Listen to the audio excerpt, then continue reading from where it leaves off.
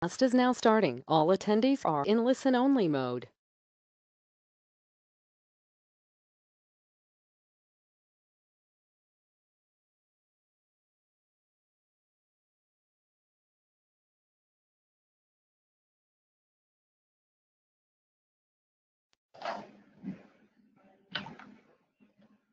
Good afternoon, everybody, and thank you very much for joining us this afternoon for the webinar on the NBS BIM Report 2018.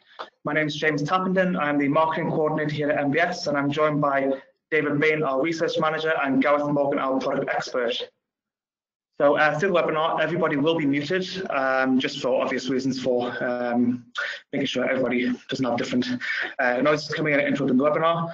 The webinar will last around 45 minutes and we'll have a Q&A session at the end. So please, if you have any questions whatsoever regarding the report or the product section, please do use the chat functionality, and we will answer questions through the webinar where possible, and we'll come to those at the Q&A session at the end. Without further ado, I will hand you over to our research manager, David Bain, to take us through the BIM Report webinar. Thank you.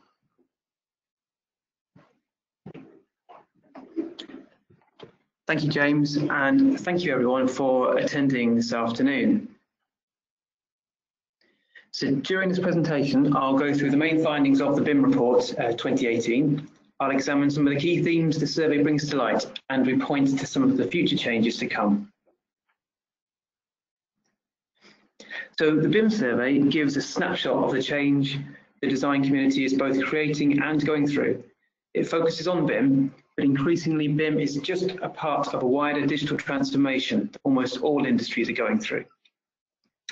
As ever, our sincere thanks to the 800 people who took part in the research.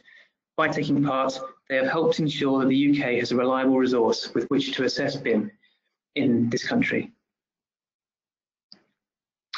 So we've been monitoring the adoption of BIM since 2011. So this is the 8th report that we have produced on this topic. So we've got a good record of how BIM has evolved from 7 years ago to now in terms of its use by the design community in the UK. So I want to just go through briefly the contents of the report. So you may have seen the BIM report already. It is freely available on the NBS website. But just in case you haven't, there is, as you might expect, a summary and write-up of the findings that we're going to go through today. But in addition to that, there's also an introduction from our Chief Executive, Richard Waterhouse. And there are comments and articles from architects who have experience working in practice and experts in BIM, product information and law. So there's an article from Jamie Johnston from Bryden Wood about bridging the gap between construction and manufacturing. Peter Barker from Ryder on making BIM work internationally. Dale Sinclair on the 2nd edition of the CIC BIM protocol. An introduction to Digital Built for Britain from David Philp. And an article on digital object identifiers from BSI and also from NBS. And also the legal view of BIM and the Winfield Rock report. So I hope you get a chance to read the report in full and to benefit from the amount of knowledge and expertise that's within those articles.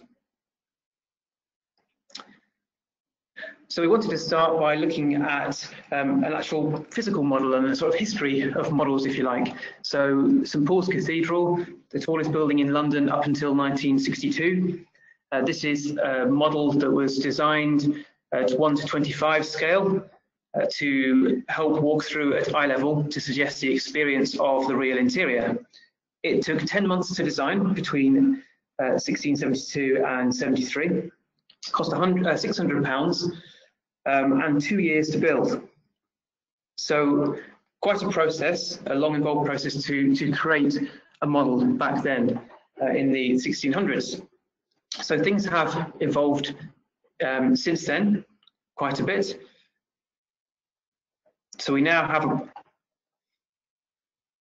now at a time where BIM usage has reached 74%. And we see that BIM is now a necessity in modern construction projects.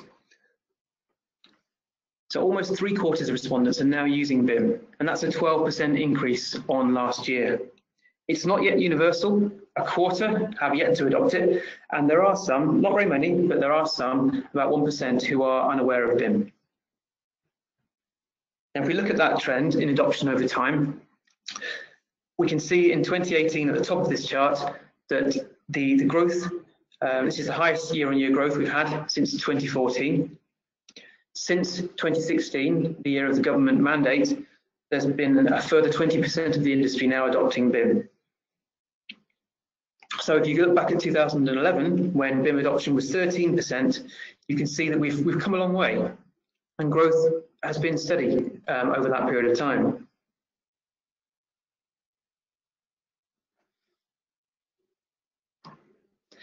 One of the things that we hear a lot is that the different challenges that practices face, depending on whether they're large practices working on large complex projects, or small practices of perhaps only 1 or 2 architects working on smaller projects.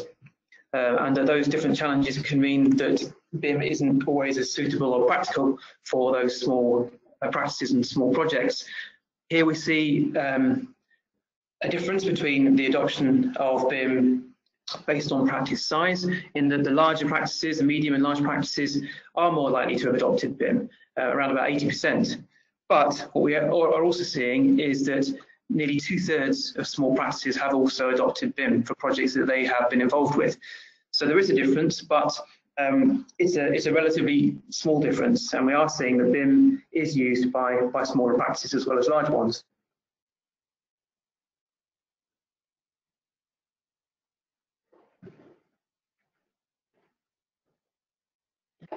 So looking to future use of BIM, as in previous years, we ask about people's projected use of BIM and whether they will adopt or continue to use it in the coming years. So we see at the moment that 74% currently use BIM, as we've already mentioned. Looking ahead to a year's time, 91% expect to be using BIM, and by 5 years' time, nearly everybody, 97%, expects to be using BIM. So some of the things that we can see from asking this question over a few years are that each year more practices will adopt BIM. That is the case. Nearly all practices intend to adopt BIM as well. They have different timescales during which they intend to have achieved that, but they all intend to, or almost all intend to at some point. Some intend to do it more quickly, and some intend to do it over a long period of time. But once a practice starts using BIM, it doesn't intend to go back.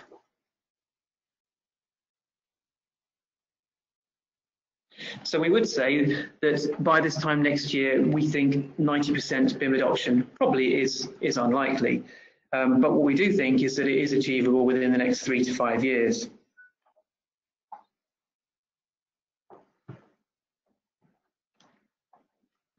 So the UK Government's BIM Mandate has been in place since April 2016, as many of you probably are aware.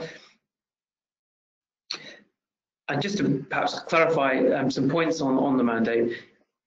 So it requires all projects to be funded by central government be delivered with fully collaborative 3D BIM. But the mandate is not legislation. It is not the law that the design and construction team use BIM. Instead, using BIM is a contractual condition of working with the UK's largest client, central government. So this approach ideally does 3 things. First, BIM will help the government meet its strategic aims, which we'll come to in a minute. Secondly, BIM increases the efficiency and reduces the cost of construction for central government, so the government can build more for less. And finally, success in government projects can be an exemplar to the private sector, leading to more rapid adoption of BIM throughout the industry. So the adoption of BIM by the public sector should help to encourage, and indeed we see that it is already encouraging, and that the private sector are already adopting BIM. And some comments from the survey on this particular subject. So the mandate focused everyone on where we should be going. So the government mandate has helped to provide a catalyst to people to adopt BIM and move in a certain direction. It's also helped to bring the industry together to a common goal. So supporting the BIM ethos of collaboration. So looking at those aims, the UK Government Strategy 2025 objectives of 50% lower emissions, 50% reduction in time of a project from inception to completion, 33% lower costs, including the initial cost of construction and the whole life cost of the built assets, and improvement in exports of 50%. We go on to ask people about the extent to which they think BIM is helping to achieve those aims.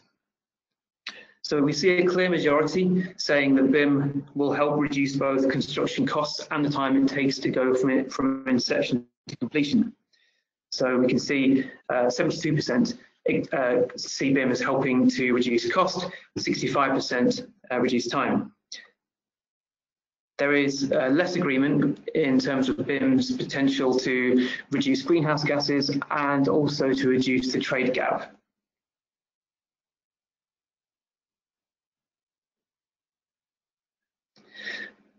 So when we look at this graph, we get a sense of why perhaps the government mandate is not viewed by everybody as being successful.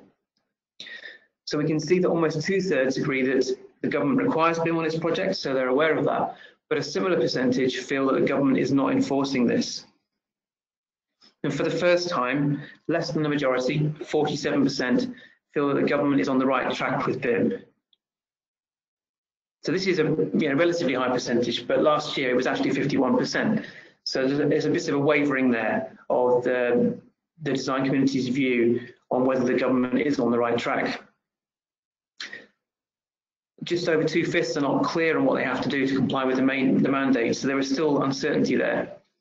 And less than 1/5 agree that the construction industry is now delivering on the government's 2016 BIM mandate.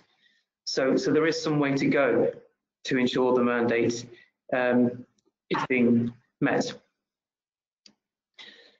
And in terms of people's assessment of how successful the mandate has been, only 4% say it's been very successful.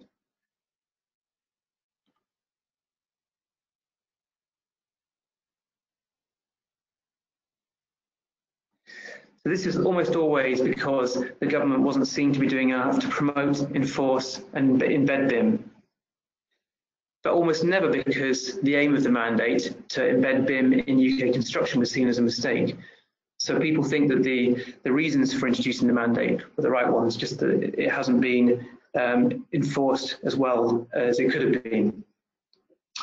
So the government needs to go deeper and wider in its enforcement of the mandate. And the following themes come from a reading of the comments that people gave when responding to the survey. So the first one, the mandate is not being enforced, as we've just been discussing. The second one, clients, including the government, are not sufficiently educated to understand the benefits of BIM. Local as well as central government needs to mandate BIM. And changing the UK construction industry is difficult. So it can take time for things to embed and be adopted and to change within the construction industry. And finally, the government needs to keep pushing. It needs to keep pushing the BIM agenda and encouraging people to adopt BIM. So it's not been perfectly implemented, but the government's drive for BIM is right. As the mandate has come into force, we have been seeing rising levels of BIM adoption, and it certainly looks to have set the direction of travel correctly.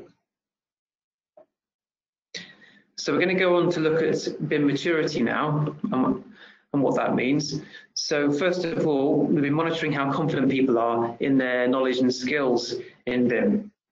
And we can see that gradually people have been becoming more confident. So 58% are now confident compared to 45% in 2015. And it's now down to fewer than 20% who are not confident. So you can see it's not a rapid process. It's taking time for people to learn the knowledge and skills that they need to successfully adopt BIM. But that confidence is increasing.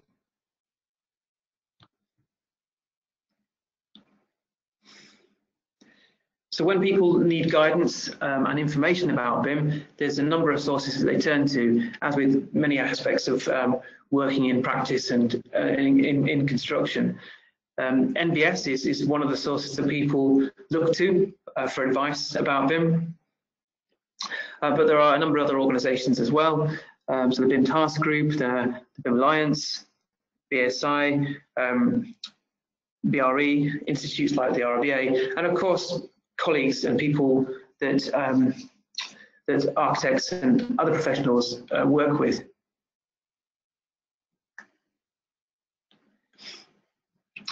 So in terms of the levels of BIM which have been adopted, we can see that many people, a majority have, they say, have reached level 2 BIM. So 70% of people that took part in the survey said that they had reached level 2 BIM, compared to just 21% who said they'd only reached level 1.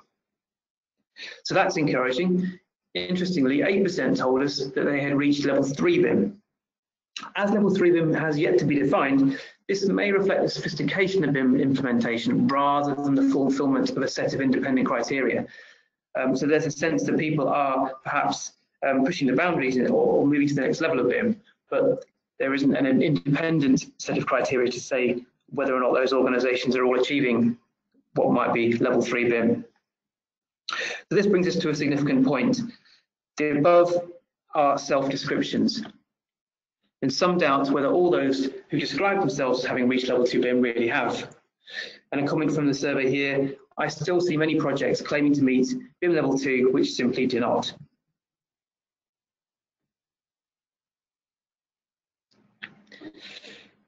So we also asked people who completed the survey to tell us about some of the things that they do which are indications of their level of BIM and digital working and digital adoption. 3/4 or more are working collaboratively in a 3D environment. Fewer, however, are using models collaboratively. So 64% share models outside their organisation and 57% across disciplines internally. But even less use the model for the entirety of the project. So half are doing that.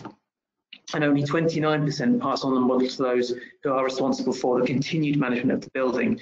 So the facilities management teams and those who have to maintain a building throughout its life, in many cases, they're not receiving the model to be able to use that information effectively. This figure underlines the importance of our moving towards a vision of level 3 BIM, where buildings are intelligently maintained using BIM and where clients are as engaged as designers in the creation and use of a model.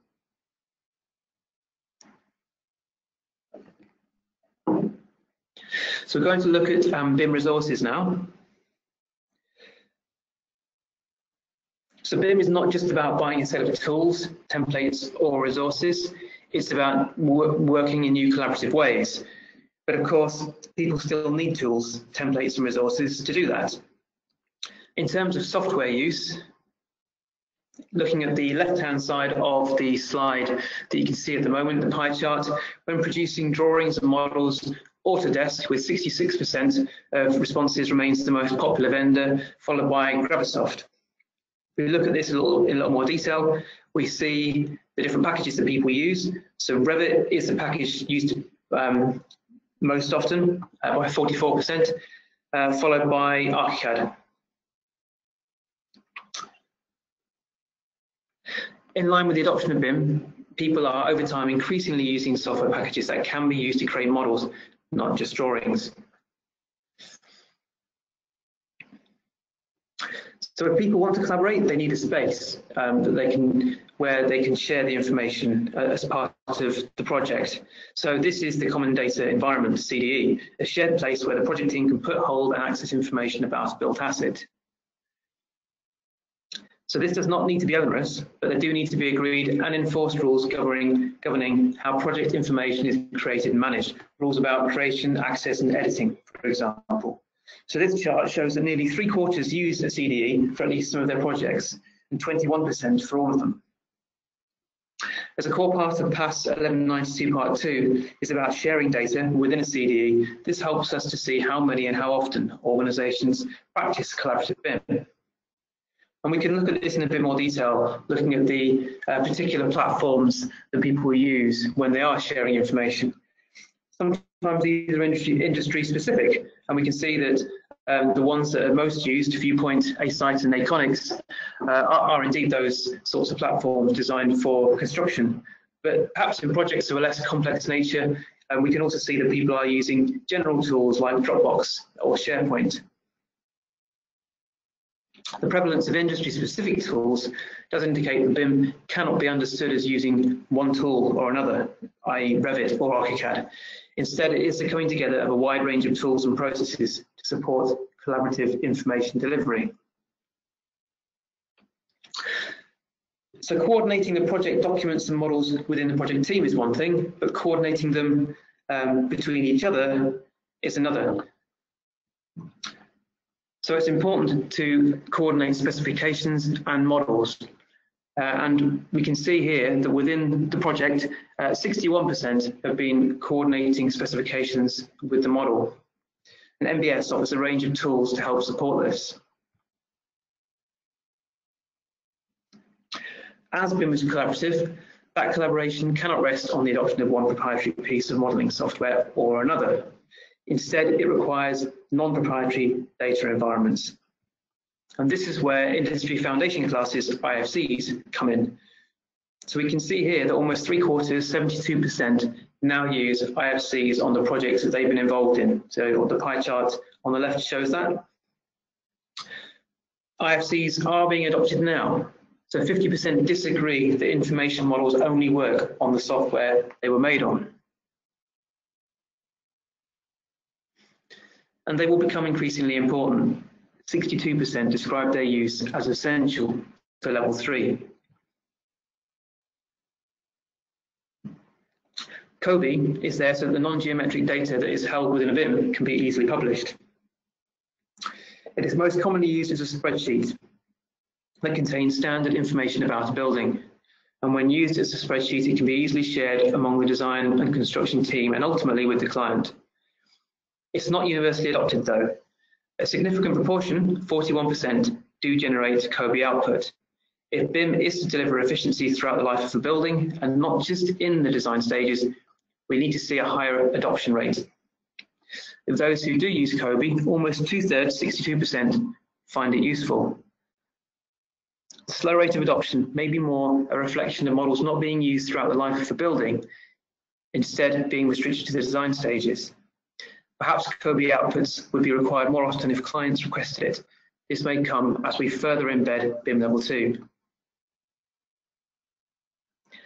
So buildings are made of things, BIMs are made of BIM objects.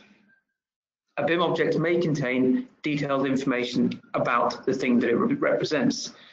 And this can be geometric,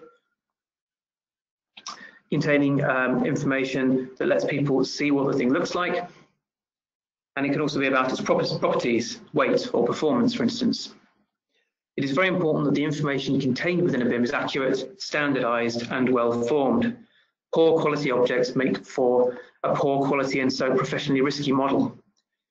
And we can see here that designers need manufacturers to provide BIM objects. 3/4 agree with this. They also need generic objects, and 85% agree with that. The NBS National BIM Library provides both of these. So as more practices and projects use BIM, the need for BIM objects increases. The most popular ways of getting BIM objects are to create them in-house. So 65% of practices tell us they do that. 59% create them for a particular project. In-house creation of objects, unless they represent bespoke project-specific items, is inefficient because many practices will be creating the same object. And reuse is risky, as the information may become out of date or inaccurate.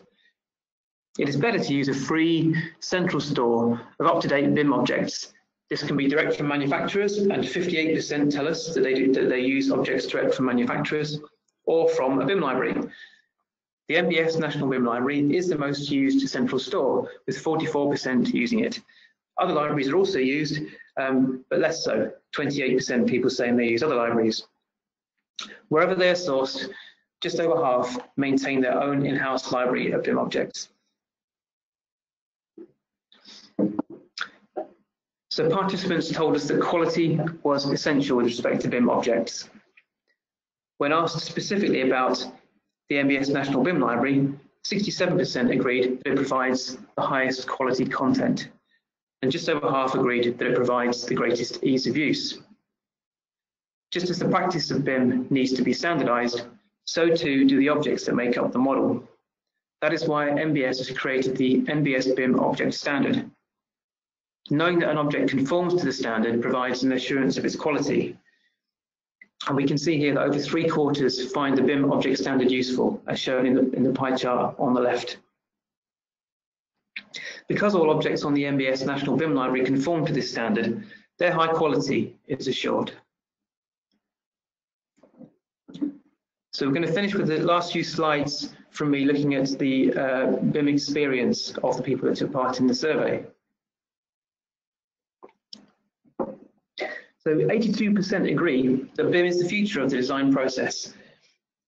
And with 3/4 having now adopted BIM, it is a future that we are seeing realised. But there is still work to do. And if we look at other elements of this chart, we see that people remain distrustful of what they hear about BIM. Only 36% trust what they hear about it. Only 27% think that the UK is the world leader in BIM. So there are some people who have a different view to that, and you can see a comment on the right-hand side at the top there, where some people do recognise and believe that the UK is ahead of other countries. But in terms of the people that took part in the survey as a whole, 27% feel that the UK is the world leader on BIM. Others are less sure. And 22% believe that only 22% believe that clarity on delivering level 3 will come soon.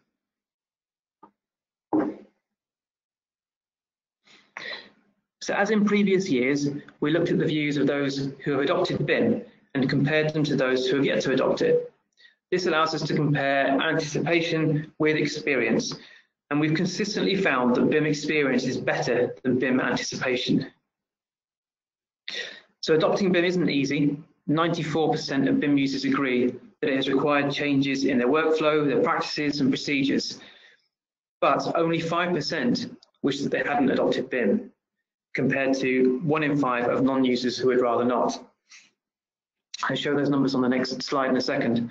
A majority see that BIM brings better document coordination, cost efficiencies and faster delivery. So we can see here with the top chart that 65% believe they have adopted BIM successfully.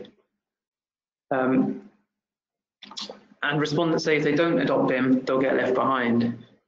And then looking at the bottom chart, we can see that those who had adopted BIM, very few, only 5%, as I mentioned just now, would rather have not adopted it. Whereas those who haven't adopted BIM, 21% say they would rather not adopt BIM. So essentially, once people adopt it, it's very unlikely that they want to go back.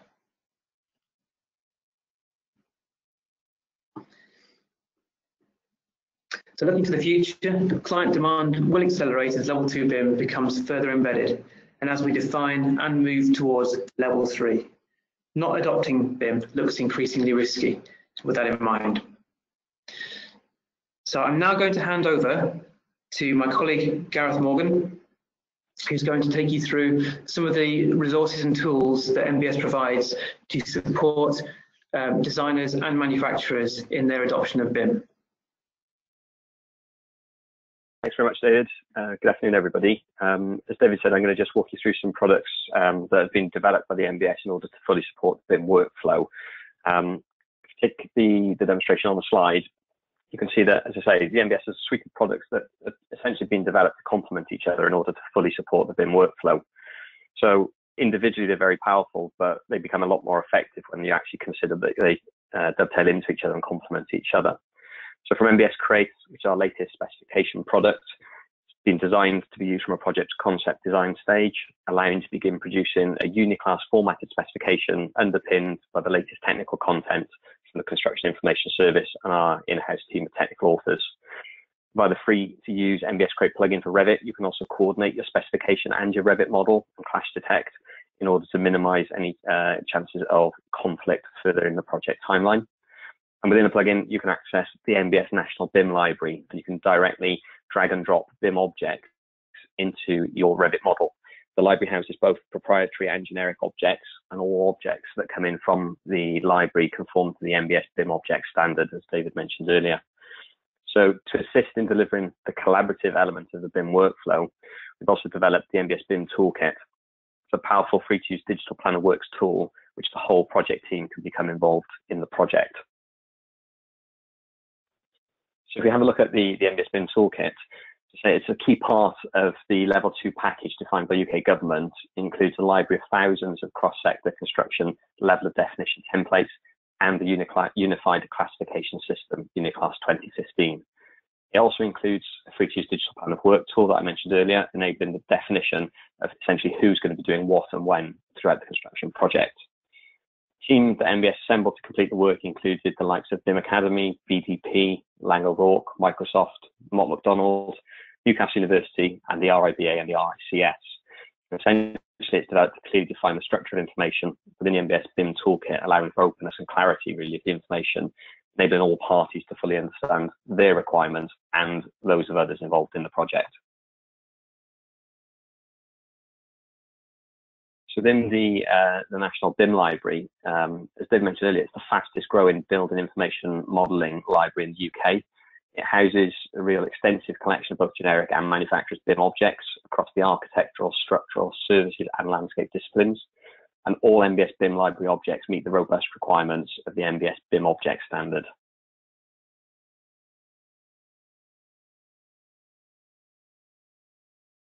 Take it on the slide. In terms of the NBL, we have over 110,000 registered users, all benefiting from being able to access consistent structured content. That content reflects the knowledge and the trusted reputation of the NBS and the partners that we join together with in order to develop content.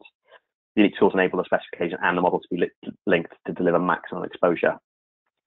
And as a manufacturer that houses objects within the BIM library, our unique tools enable the analytics behind there in order to understand how those products are delivering on investment and making sure that the exposure is maximised.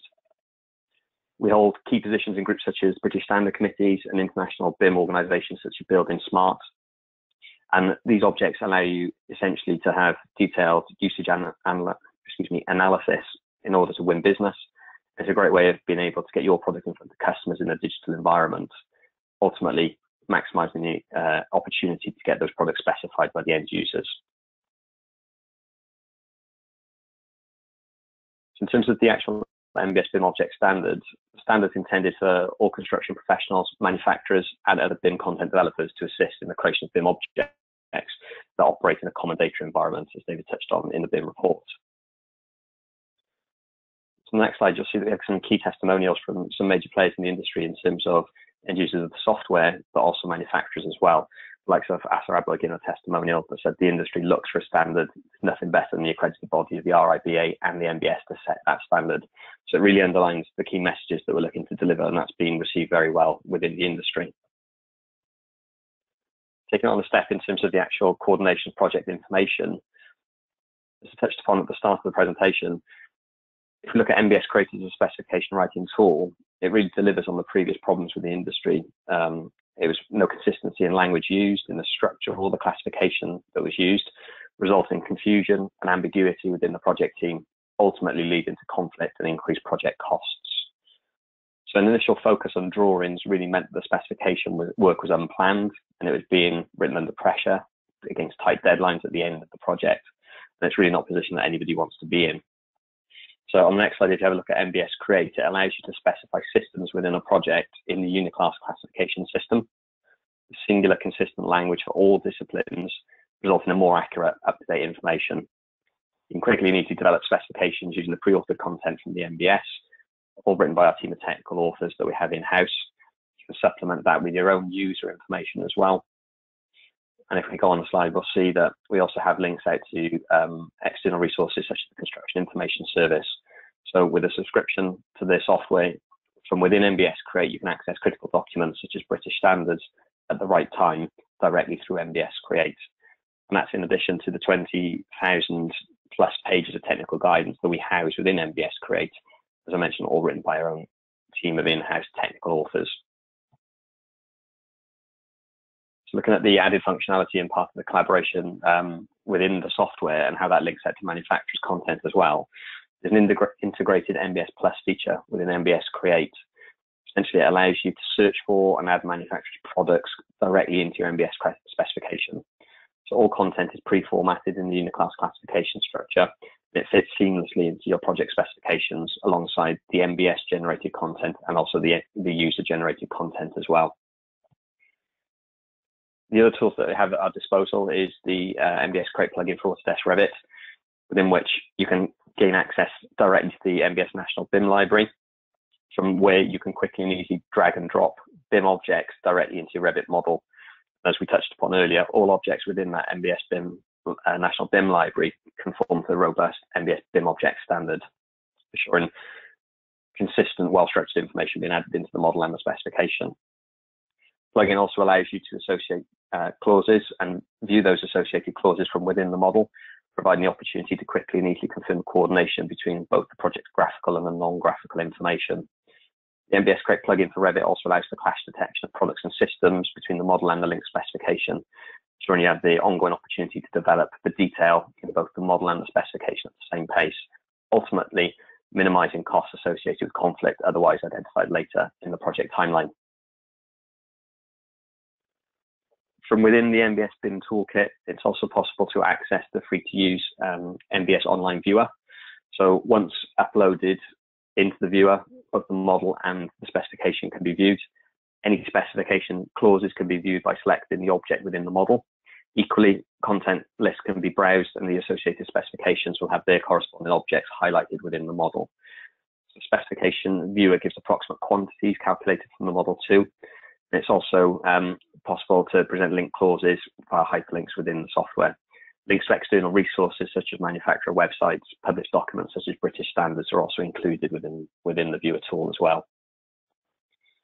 To sort of round off, it's just important for us to stress that at the NBS, we understand that customers want to achieve quality and consistency in information, both in graphical and non-graphical form. And the suite of products that we've developed really allows NBS to be used as a knowledge management tool for both single site locations, multi-site locations in the UK and also abroad, to ensure knowledge is shared and information is structured in a consistent and agreed format.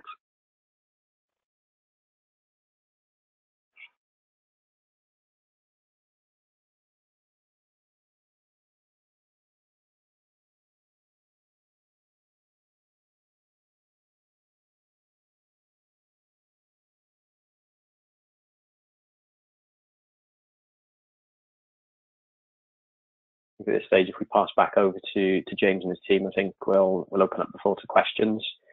Great, thank you very much. Yeah, thank you very much, and thank you very much, David, for those presentations. They've been fantastic, really insightful from a bit perspective of the integration of the industry and how how the industry's moving along over the years, year by year, and the consistent growth, which is obviously fantastic. I do have a few questions passed through from users. If we could, by all means, if everyone could, if they have any questions whatsoever, please do pass them through, and we will answer them in this Q&A session at the moment. So, David, I've got a quick question. So, why we went through the report there, and there were a few that said they would rather not adopt BIM. It was a very small percentage, but still worth highlighting. Is there a reason behind that? Do you think that there's a trend why people might not want to adopt? I think that for some people, perhaps the very smallest practices, or perhaps just one architect working in a practice, it can possibly seem something which is they might feel is not relevant or not required on the project that they're working on if they're very small scale. So that could be a potential reason, and they might not see the direct benefits that they'd like to get from them. I think as well, we saw that most practices do intend to adopt it, but the the timescale that they expect to do that within can still be over a few years. And I think that's also because the investment in the training and the knowledge that they need and the software they need to purchase can seem perhaps quite a challenge, and that's something that it can be quite difficult to overcome while running their businesses in the day-to-day. So I think that can perhaps also affect the practice's decision to adopt BIM, and maybe make it mean it can take a little bit longer than they might perhaps want to. Okay, makes sense. Great. I have a question for our product expert, Jenny. So we have a question about adopting BIM. So how do I go about creating my own BIM objects? Okay, if you're wanting to create your own BIM object and to host on the National BIM Library, we have a set of free to use and download tools that can help you structure the data within your BIM object. They can be found on the tools and guides section on the National BIM Library, and as I say, they are free to access, and they'll give you a structure for creation of data and some guidance on creating your own object. Okay, so you mentioned the National BIM Library. So how would you go about getting, from a manufacturer perspective, how would you go about getting your products listed on the National BIM Library so people in projects like architects or engineers can start using those in their projects? Okay, so there's two options for that. We have two services. So if you already have BIM objects that you've created, we can take those BIM objects, ensure that they comply to the NBS BIM object standard, and then host them on the National BIM Library. Or the other option is we can actually create BIM objects, again ensuring that they meet the BIM object standard, and host them on the library. In order to create BIM objects, we would obviously need technical information and CAD files to do that. But if anyone wants any further information, feel free to get in touch. Great, that's great. I guess sort of flip that around to Gareth, from a architect or engineer or perspective, how easy is it to access BIM objects on the NBL? It's really easy, to be honest. What you can do within the National BIM Library as part of the Revit plugin, you're able to directly search for manufacturers or generic objects within there, and then directly drag and drop those into your Revit model. So you can just do it via a keyword search for the type of object you're looking for, or indeed the manufacturer's name. And ultimately, you can also then save those to a private library or like a favorites list as well. So then it just cuts down the amount of time that you need to spend on searching for those same objects in the future. So it's all designed to be as quickly and as easy to use as possible. Okay, great. We have a question regarding BIM Level 2. So is it worth getting BIM Level 2 certified by Lloyd's, BRE or BSI to prove the company has actually reached BIM Level 2, as a lot of companies say they are at Level 2, but understandably the BIM process actually entails what that entails, and that process, David? So there is a degree of certification that's around. So the organisations like PRE and BSI do provide some certification for individuals and organisations to show that they are BIM Level 2 capable. So I think it might be something where we can perhaps provide a little more information to the person that asks that question, sort of point them in the direction of some of the certification that does exist, but there is some out there. Okay, excellent. I've got a question for yourself, Gareth. So can you produce COBie information from NBS Create that can be passed to the end client for facilities management company?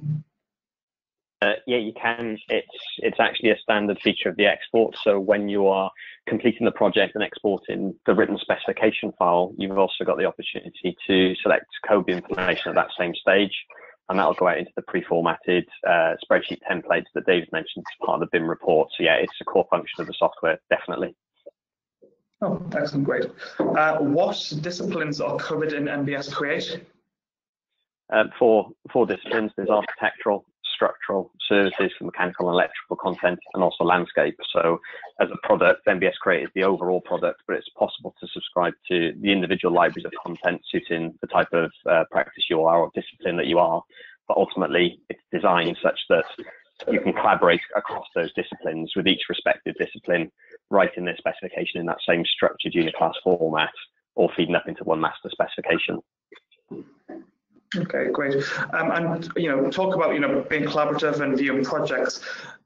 Is there a subscription required in order to use the NBS online viewer? And for people who aren't 100% sure, could you please elaborate on what that actually is? Yeah, sure. Okay, so the NBS online viewer is essentially a web portal which you can upload a Revit model and then also your NBS create specification and use that as a viewer tool in order to navigate your way around the specification and then see the linked information in the model and vice versa. And in answer to the first part of the question, no, you don't need any subscriptions. So the actual online viewer itself is free to use, and you don't need to have either an NBS Create license or a Revit license to be able to use the software. You just need to set up an NBS user ID from our website. Excellent. One for yourself, Jenny. So this kind of goes back to your BIM object standard, I imagine, but I have a question of, do BIM models on the NBS library get inspected to check they meet the criteria? Yes, all the objects on the National BIM library meet the NBS BIM object standard. Yeah, fantastic. We do have a few more questions to get through, although I am aware that we have slightly overrun the presentation. So what we will do is we will take these questions offline and we will provide you with answers likely by email, or we'll just give you a quick call just so you're fully informed and fully aware of and get those questions answered. I'd like to thank David, from the research manager from NBS, for his presentation, and Gareth Morgan and Jenny for their support from a product expert perspective.